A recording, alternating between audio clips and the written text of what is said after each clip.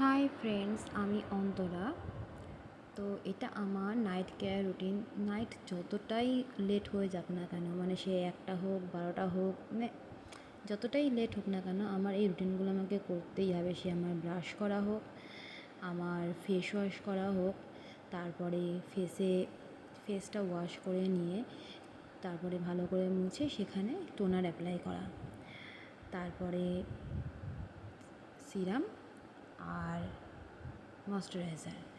তো এই 3টে অ্যাপ্লাই করে চুলটা বেঁধে ঘুমানো, এটা আমার রোজকার রুটিন। সে আমার শরীর খারাপ হতে পারে, সে আমার কাজের ব্যস্ততা থাকতে পারে, বা আমার কোনো জায়গায় ইনভিটেশন থাকতে পারে, সেখান থেকে লেট হয়ে আমি ফিরতে পারি। তো যত রাতই হোক না কেন, এটা আমার রোজকার রুটিন। তো আমার ব্রাশ না করলে আমার শান্তি হয় না, এবং চুলটা না আঁচড়ে বেঁধে শুলেও আমার শান্তি হয় না।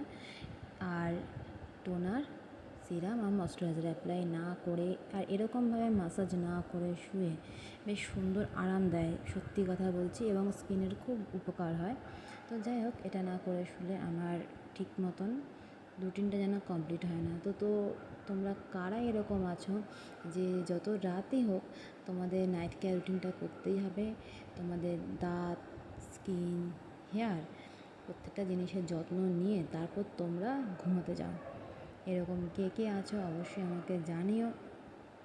আমি তোমাদের কমেন্টের অপেক্ষায় রইলাম। এত রাত্রিবেলা করে একটা রিলস পোস্ট করছি বলে কিছু খারাপ মনে করো না। তো আমার ব্যস্ততার জন্য অনেক সময় রাত হয়ে যায়, সেই আমার রান্নাঘর গোছানোই বলো বা নিজের চর্চাই বলো, তো হয়ে যায়। তো কিছু করার নেই। তো এরকমভাবেই ভাবলাম যে একটা যখন করেছি তখন রাতেই করি, বা কালকে আমি ছাড়তেই পারতাম, বা কালকে আমি দিতেই পারতাম, কিন্তু না, আজকেরটা আজকেই করি।